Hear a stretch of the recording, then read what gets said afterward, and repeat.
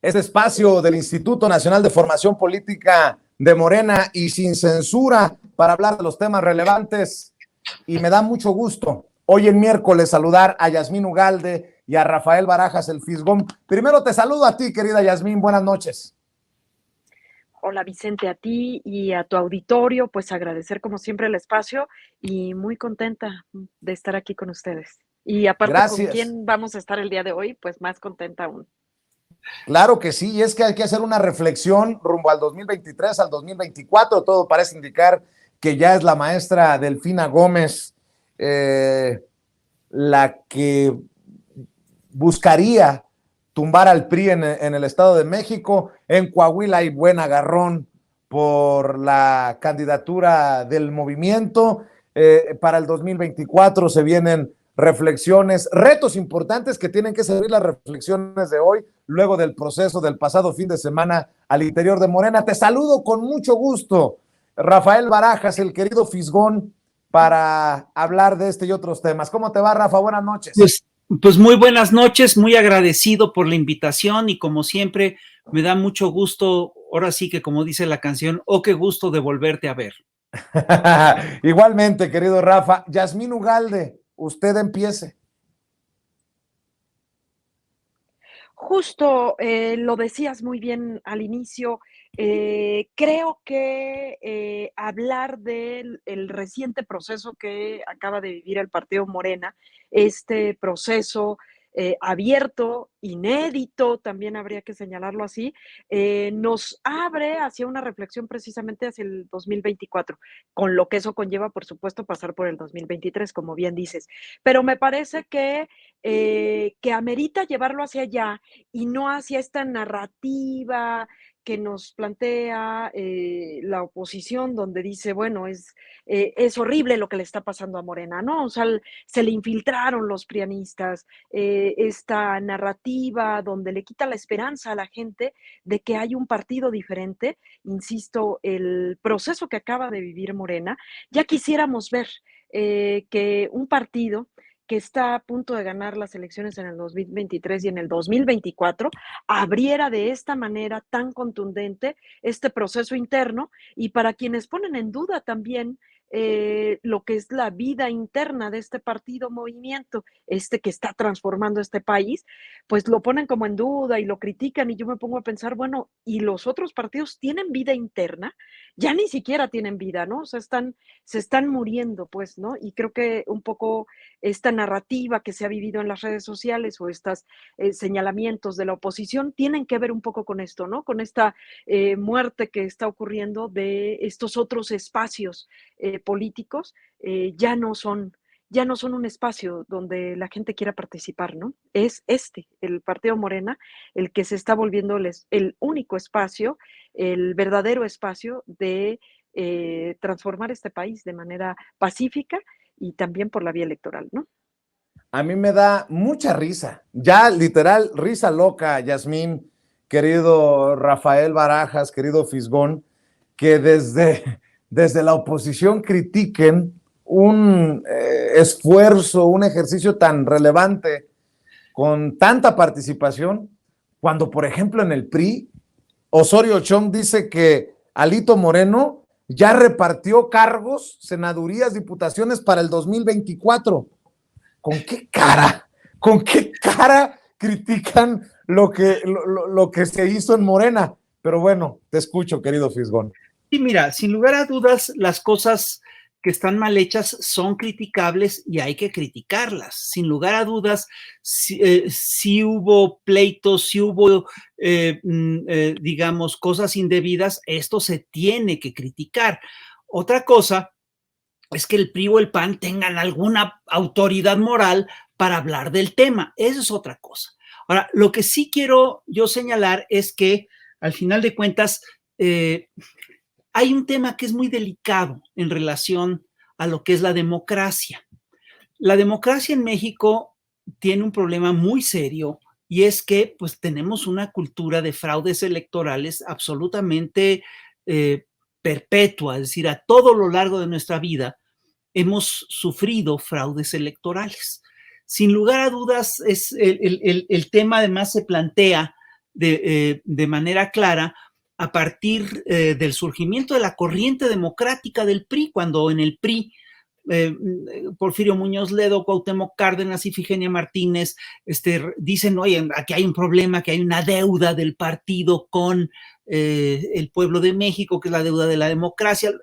El discurso era muy interesante porque lo que estaban planteando es, efectivamente, la Revolución Mexicana surge, entre otras cosas, luchando por un programa social, y de alguna manera el primer PRI buscó efectivamente consolidar ese programa social, y eso fue, sin lugar a dudas, la gran fortaleza del Partido Revolucionario Institucional.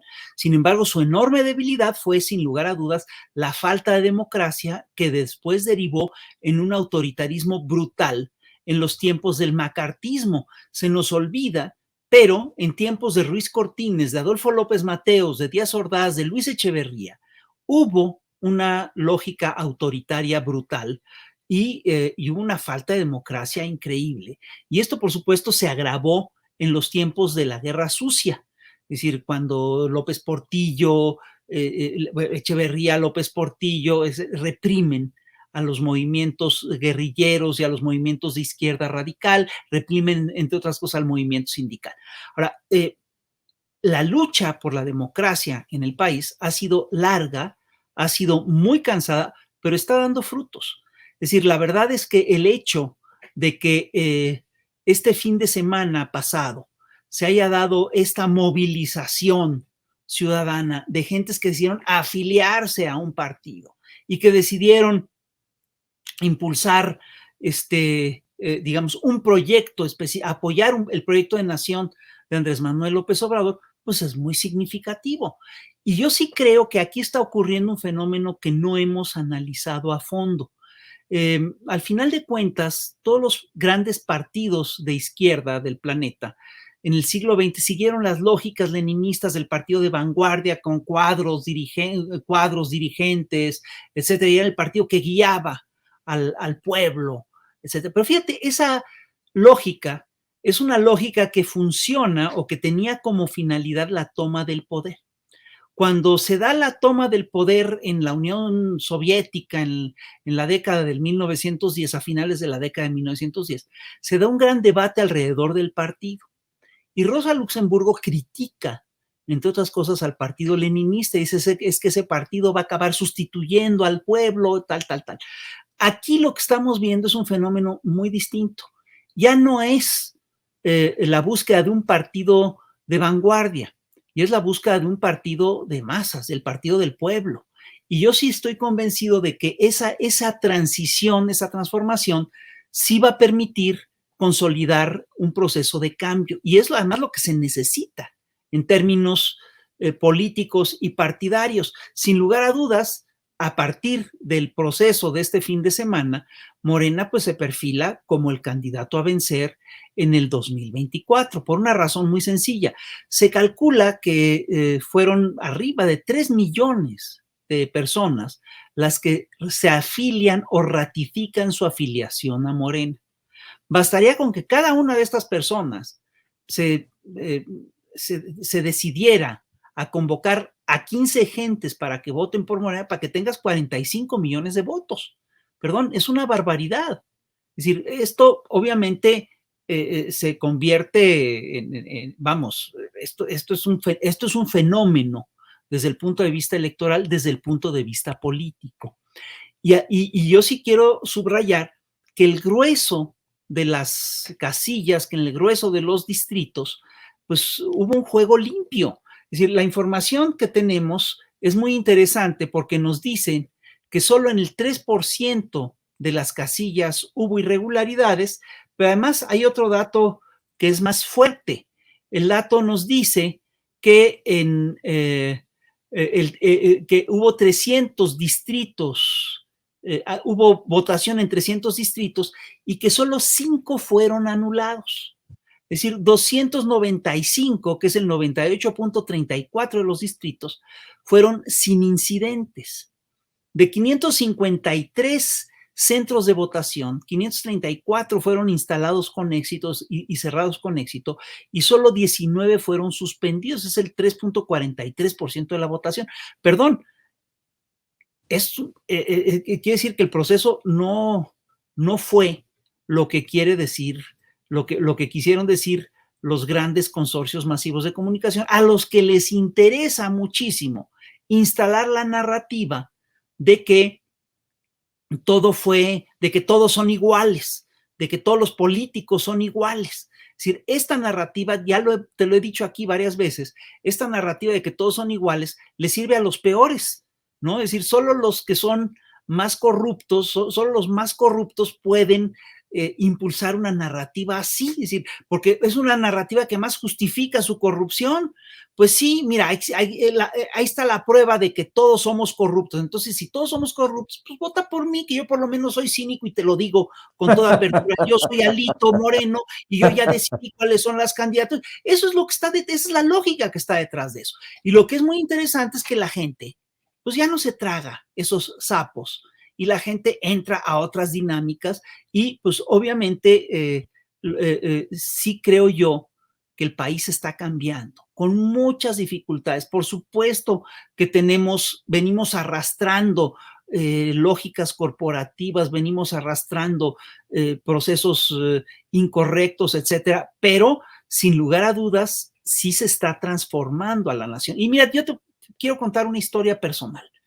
En el 99, yo no estaba en el PRD. Andrés me invitó a meterme al PRD y entre otras cosas lo que me invitó es a hacer una suerte de estar en la Comisión de Honestidad y Justicia para estábamos con Carlos Payán y con una serie de gentes pues, que a mí me caían muy bien y me siguen cayendo muy bien, para procurar que el proceso interno del PRD fuera limpio.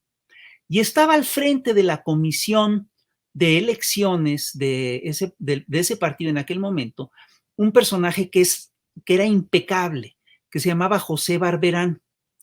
Y quiero decirte que en aquel momento el PRD estaba, que es el partido que nació contra el fraude electoral, ni siquiera contemplaba en sus estatutos la posibilidad de que en un proceso interno alguien pudiera hacer fraude.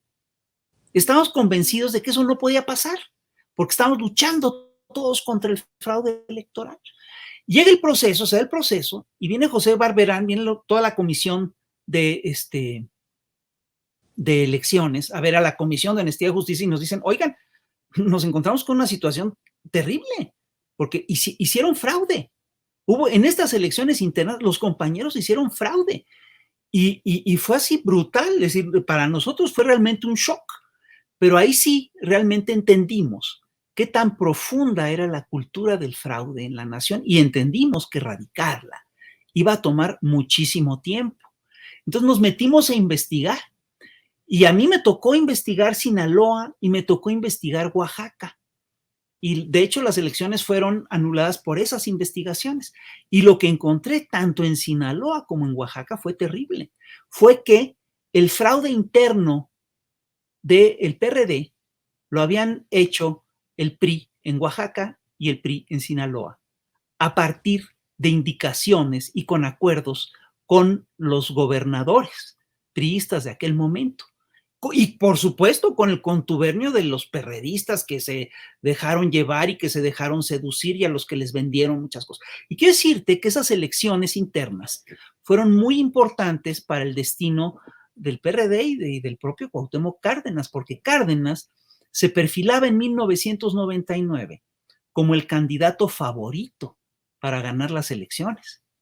Y es ese proceso electoral sucio lo que lo hizo bajar en las encuestas, lo que provocó el desencanto de una cantidad importante de los votantes, ¿sí? Y lo que provocó, entre otras cosas, lo que permitió, le abrió el paso al triunfo de Vicente Fox.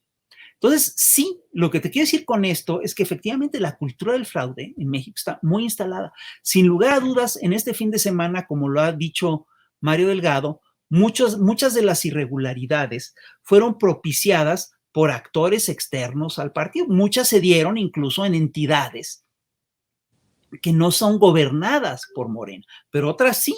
Bueno, lo que se tiene que hacer, por supuesto, es dar castigos ejemplares. Por supuesto, hacer una investigación a fondo de qué es lo que realmente ocurrió y dar castigos ejemplares. Por lo demás, a mí me parece que el ejercicio que vimos este fin de semana sí sienta una ruta muy clara para el 2024. No solamente resuelve un problema serio, legal que tenía el partido, que es el problema del padrón. Aquí ya tenemos, hubo debates de cuánta gente estaba en el padrón.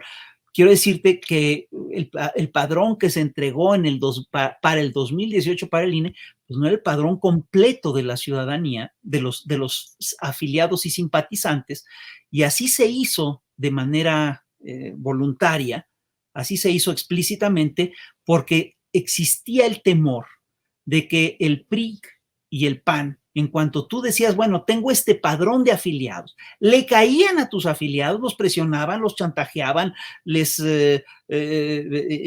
había amedrentamientos de todo tipo, los trataban de comprar, era una presión brutal sobre el electorado. Entonces Morena, desde aquel entonces, escondió, es decir, digo, no es que, es decir, no dio el número total de sus afiliados. Sabíamos que eran muchos más que los poco más de 300,000 que fueron registrados ante el INE y que ya constituían, ya era una proeza haber juntado 300,000 afiliados, ¿no? Pero es decir, esto que ocurrió este fin de semana, pues sí revela que, bueno, este es el apoyo que tiene el actual proyecto político de nación que ahorita lo encabeza Andrés Manuel López Obrador.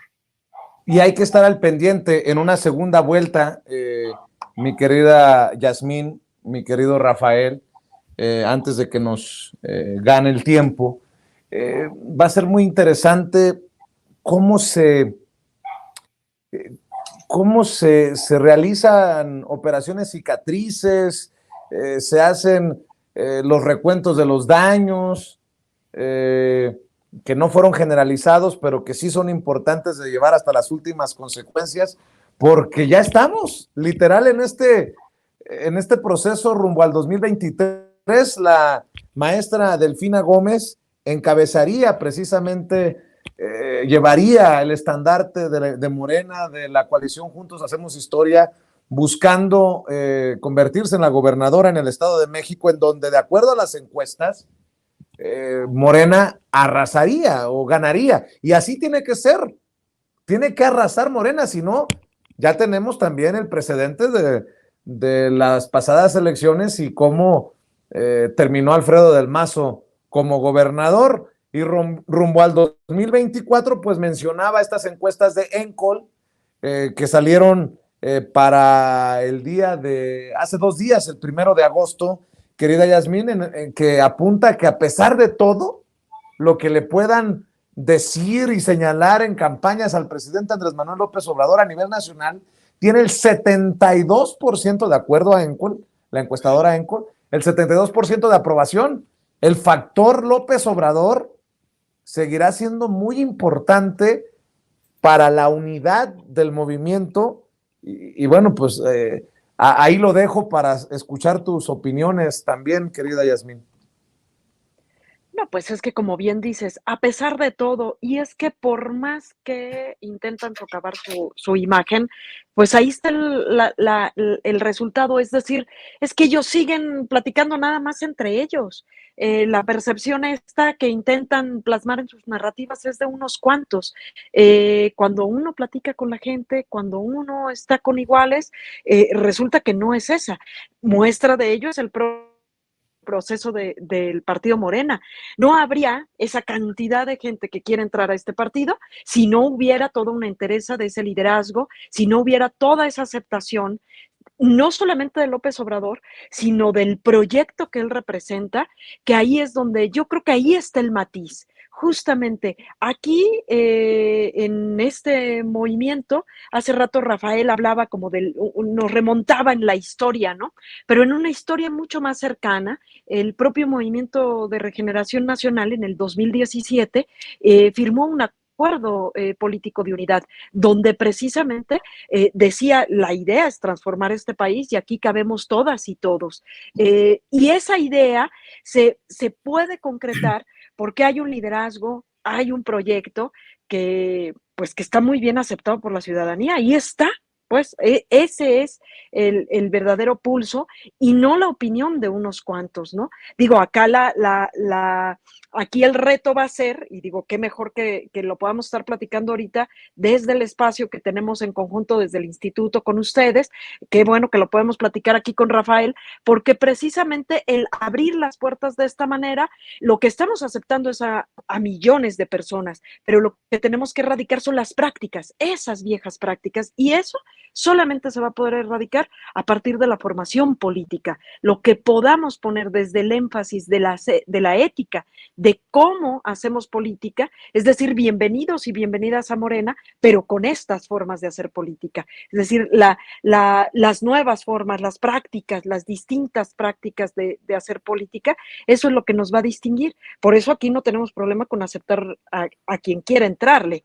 La cosa es cómo vamos a hacer política. Y a mí me parece que es un ejercicio que nos puede demostrar esto, ¿no? O sea, tanto la aceptación en la ciudadanía como la aceptación del propio partido, ¿no? Y las bases que siempre deben de regir a la política, no mentir, no robar, no traicionar al pueblo, claro. Eso que quede claro. Pero qué interesante cómo lo pone Yasmín Ugalde, también entendiéndolo en el concepto que manejó el presidente Andrés Manuel López Obrador hace unos días en la mañanera, cuando hizo referencia precisamente al trabajo que realizan en el instituto, Rafa. Sí, no, la verdad yo estoy muy agradecido con con esa mención, y yo sí te quiero decir que no es, obviamente la mención, yo la entiendo como un reconocimiento a todo el equipo, a Yasmín, a Juan Carlos Paisani, a Alfonso Rodríguez, que es un equipo pequeño, pero es un equipo muy luchón, y es un equipo, yo creo que es muy sólido, y la verdad es un equipo que sí está haciendo un esfuerzo importante por sacar adelante el trabajo.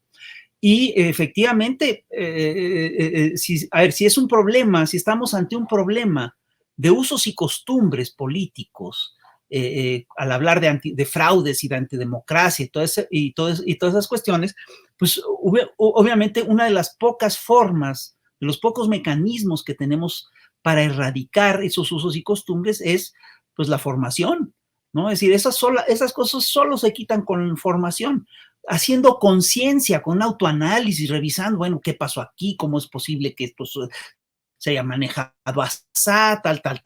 Y obviamente que esto pasa también por un análisis de cómo se están, de cuáles son las cosas que han echado a perder los procesos de transformación en el país.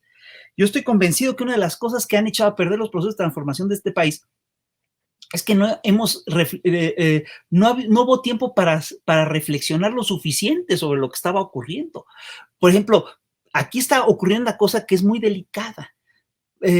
Muchos compañeros han confundido sus proyectos personales con los proyectos de la nación. Y eso, perdón, pero no está bien.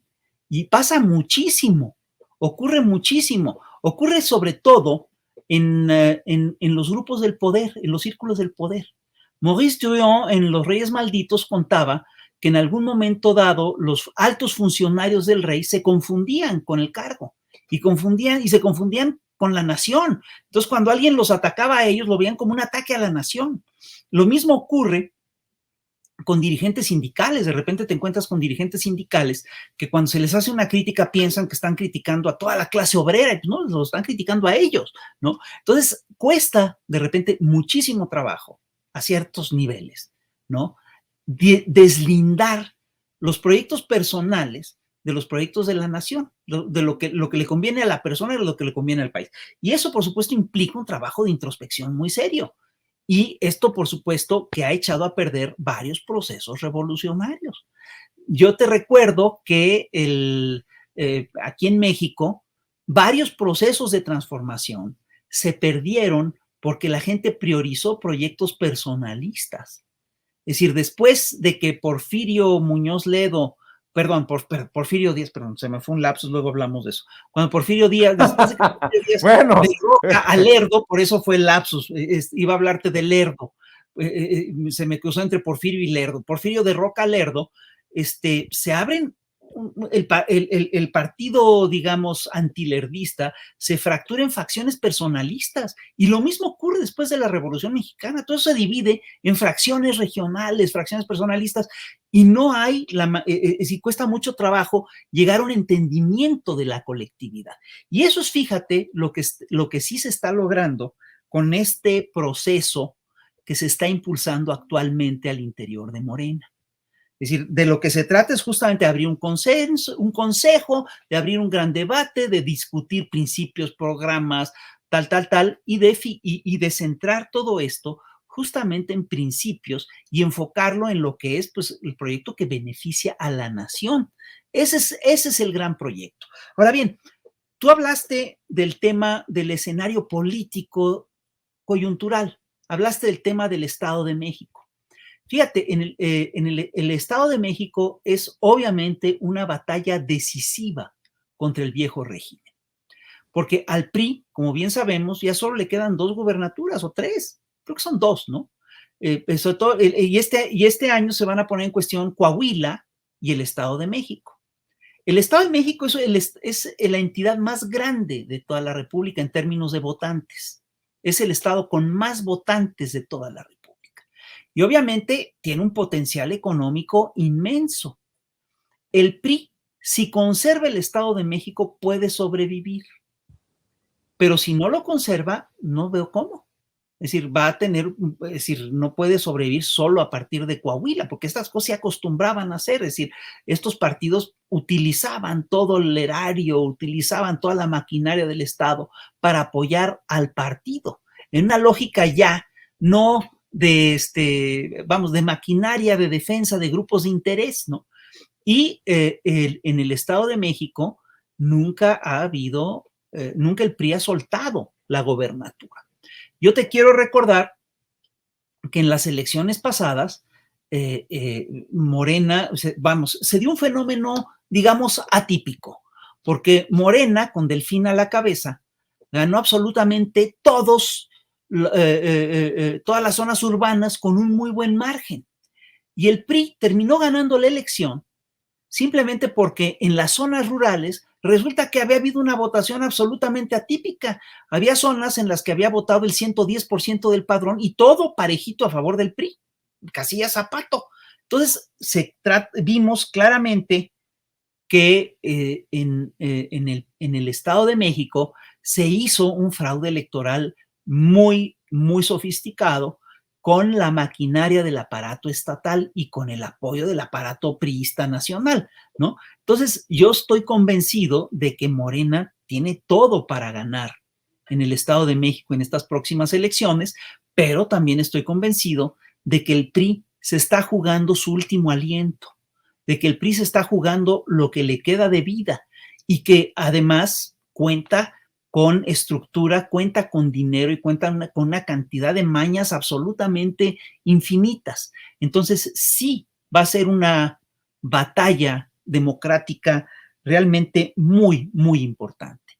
Y hay una última cosa que quisiera señalarte, mira, además de que hemos tenido una cultura perenne del fraude electoral, esta cultura se agravó en la era neoliberal, porque en la era neoliberal todo se puso en venta.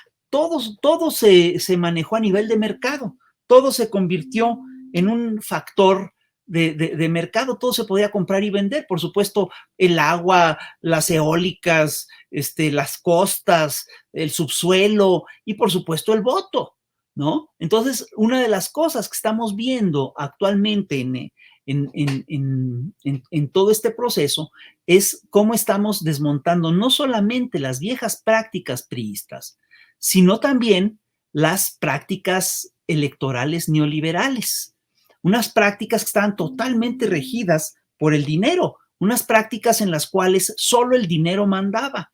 Y obviamente la política era visto como un negocio, y el señor que participaba en política, que aspiraba a tener un cargo, básicamente lo veía como una inversión que buscaba resarcir en cuanto llegaba a su puesto. Entonces, esas cosas obviamente se encarecen, es decir, se vuelven incosteables o se vuelven poco rentables cuando el proceso se masifica. Y esto es una de las cosas que vimos en este fin de semana pasado. Lo que vimos es que, si yo estoy convencido de que la afluencia masiva a la afiliación y a estas votaciones complica totalmente y hace totalmente inviable que se siga viendo la política como un negocio redituable. Y esto es bien importante, esto es parte de lo que se está cambiando en la nación. Antes de que te vayas y antes de cerrar con el comentario de Yasmín, querido Rafael, qué importante o qué tan importante va a ser el papel que jueguen los mexicanos en el extranjero, sobre todo desde Estados Unidos, en estos procesos electorales. Sé que estuvieron allá en mi tierra, en mis ranchos, en mis andurriales, en Chicago, Alina, tú, y me dio mucho gusto ver caras conocidas. Vi por allá a Martín Unzueta y a otros compañeros de lucha a quienes saludo a la distancia, pero creo que si involucramos al mexicano desde el extranjero va a ser también no un as bajo la manga, un as ya cantado, pero que tenga una aportación de peso, de peso real, de peso en números a la hora de los procesos electorales. El Estado de México puede recibir los votos de los mexicanos desde el exterior. ¿Y qué decir de 2024 en la grande, Rafa? Y me imagino que por ahí va de incentivar, de cuidar, de incluir a los mexicanos también más allá de las fronteras. Claro, pero además yo te quiero decir que es absolutamente estratégico contactarnos y hacer que esta red que ya está creciendo y se está consolidando en la República Mexicana se extienda pues, entre los simpatizantes del proyecto del partido más allá de las fronteras. Es absolutamente estratégico. Mira, date cuenta, por ejemplo, de que los cubanos radicados en Estados Unidos no llegan a los 2 millones de habitantes y sin embargo tienen un peso político enorme en la política local. ¿Te das cuenta lo que implicaría que se organizaran los 12 millones de mexicanos de primera generación, los 30 millones de mexicanos de segunda generación en Estados Unidos? Podrían tener un peso muy importante. Y yo quiero decirte que allá en Chicago, yo sí me sentí como en casa. Sentí que llegaba a una colonia de la Ciudad de México que yo no había visitado, ¿no? Y yo estoy convencido que esto se debe en gran medida pues es una comunidad viva, es una comunidad activa, es una comunidad que tiene enterrado su ombligo en su tierra, eso está clarísimo, pero también se debe, entre otras cosas, al trabajo que tú has hecho allá en Chicago y te lo agradezco muchísimo. Y yo sí quisiera, yo lo quiero plantear públicamente, yo sí quisiera que en esta aventura estuviéramos juntos. A mí me importaría muchísimo. En esta ocasión no estabas en México, etcétera, pero yo sí quiero que trabajemos todo esto en conjunto y sí quiero decirte que esto sí puede cambiar muchas cosas a nivel de México, a nivel de la relación bilateral y por supuesto, la verdad es que los compañeros que están allá, los mexicanos que están allá, pues son nuestros hermanos. Un compañero que tú seguramente conoces que se llama Delfino, decía, yo pienso todos los días, no hay un día en el que yo no piense en mi país. Y me acordé de este verso de Juan Luis Maneiro, cuando lo expulsan, un jesuita del siglo XVIII, cuando lo expulsan de su país, ¿no? Escribe en Italia un versito que dice, tiene la patria no sé qué dulzura que solo gire el corazón por ella, sin hallar otro sitio en su amargura ni en sus viajes ideales otra estrella.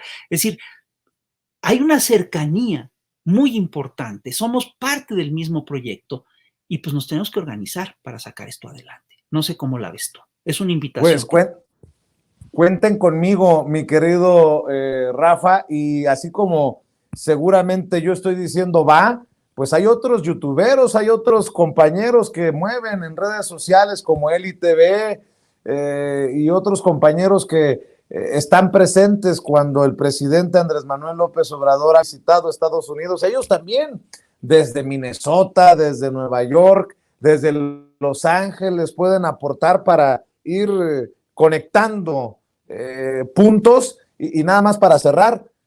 Permíteme, Yasmín, tú no dices majaderías, yo sí, y estas majaderías son de mucho cariño. Pónganse las pinches pilas, Alfonso Ceiba, Jorge Mújica, Manuel Revueltas, los vi por ahí, cabrones, en el evento. Es momento, ahora o nunca. Y la risa del Fisgón. Pero es que yo estoy, mira, no estaba ahí, pero yo sé quién estuvo. No, quién pues no si eres de estuvo. los nuestros y contamos contigo. A ver, mira, hay una cosa que tenemos que entender. Los señores neoliberales hacen negocio, hacen política a partir de los negocios y a partir de alianzas chuecas y secretas. Nosotros hacemos política con tejidos de confianza. Y pues te hemos aprendido a tenerte confianza acá y nos da mucho gusto. No, pues yo te agradezco, mi querido Rafa, tú sabes que eres muy generoso y que a mí no me queda más que seguir trabajando por la gente de a pie y ojalá sí. que la comunidad de Chicago y cada vez más se vayan uniendo, se vayan avispando y por fin podamos convertirnos en eso que tanto hemos presumido, que somos el gigante dormido para Estados Unidos, pues vamos despertándolo ya para nuestro país. Si podemos votar desde el extranjero, no nos quedemos con 20, 30, 50 mil votos. Vayamos por el millón, por los 5 millones, y les puedo asegurar que el propio presidente Andrés Manuel López Obrador lo va a reconocer, pero que el que llegue o la que llegue después en el 2024 tendrá que tener una relación viva, más cercana con la comunidad, instrumental por el poder que significa 1 millón, 5 millones de votos. Pero bueno, ese es un sueño que todavía me toca esperar a que se haga realidad y espero que se haga realidad muy pronto, tan pronto como en el 2023 para el Estado de México y el 2024 por la grande. Mi querido Rafa, gracias por tus generosas palabras y mi querida Yasmín, pues si me permites pedir la reflexión para cerrar como siempre. Pues bueno, a mí no me queda más que cerrar este espacio agradeciendo muchísimo que nos hayas abierto una vez más este tiempo, que nos hayan podido observar quienes amablemente ven tu noticiero tan visto, y agradecer también a Rafael que se haya destinado este ratito también a estar con nosotros. Nos parecía pertinente que este tema lo pudiéramos tocar desde el espacio de formación política, ¿no? Claro que sí, y ojalá que la gente llegue a los espacios del Instituto de Formación Política de Morena. Espero no haberme salido mucho del tema, mi querido Rafa, pero la gente me emociona y me emocionó mucho que fueran tú, Alina, y que ojalá estas visitas al extranjero, sobre todo a Estados Unidos, sean cada vez más frecuentes, porque la gente está ávida ya en Estados Unidos de verte, de escucharte, de ver y escuchar a Lina y de seguir una guía para activarse, mi querido Rafa. Pues vamos a estar en Nueva York en septiembre. Entonces, ahora sí te lo estoy contando con harta anticipación. Pues déjame hacer mi guardadito porque luego, ya ves que... No. De todo buen corazón, si se puede, se puede, si no se puede, no se puede. Ya sabemos que siempre contamos contigo, así es que no hay ningún problema. O le voy a pedir prestada la trajinera a Lina a ver si por ahí llego por agua. Mi querido Rafa, te mando un abrazo y ojalá que se repitan más seguido estos diálogos desde el espacio del Instituto de Formación Política de Morena, con el que nosotros desinteresadamente aportamos a la formación política precisamente de la audiencia de Sin Censura. Te mando un abrazo, Rafa. te mando 2, uno con cada brazo y uno para todos los compañeros de Chicago. Claro que sí. Rafael Barajas, el Fisgón, mi querida Yasmín, nos vemos aquí en los próximos días, ¿no? Así es. Claro está que si antes se quieren dar una vueltecita por las redes sociales del instituto, también serán bienvenidos y bienvenidas. Hasta luego. ¿Por qué no nos recuerdas las redes sociales del instituto? Claro que sí, Facebook, Twitter y YouTube, Instituto Nacional de Formación Política, y ya saben, la siempre mencionada plataforma Morenflix. Ahí verán también contenido interesante, profundo y de muy buena calidad. Sale pues, cuídense, Yasmín, cuídate, Rafael, que te mejores y estamos al pendiente. Amigos, amigas, regresamos en breve, pero mientras seguimos hablando sin pelos en la lengua, sin censura, usted puede suscribirse a nuestros 3 principales canales en YouTube. Sin Censura Media, en donde tenemos más de 1,600,000 suscriptores, Sin Censura TV, en donde tenemos más de 1 millón de suscriptores, y en Sin Censura Presenta, en donde queremos llegar muy pronto a los 100,000 suscriptores. Si usted ya está inscrito en Sin Censura Media, suscríbase en Sin Censura TV. Si ya está suscrito en Sin Censura TV y Sin Censura Media, suscríbase a Sin Censura Presenta. Recuerde que es gratis, no tiene que sacar un solo centavo de su bolsillo para apoyarnos. Dele clic en la campanita para que los señores y señoras de YouTube envíen las notificaciones cuando estemos transmitiendo en vivo y en directo o estemos subiendo videos. También nos puede seguir en Twitter en @_Vicente Serrano y hasta en Instagram. Ojo, también estamos en Instagram. Son nuestras redes sociales y con el apoyo de ustedes seguimos creciendo, porque con ustedes todo, sin ustedes nada.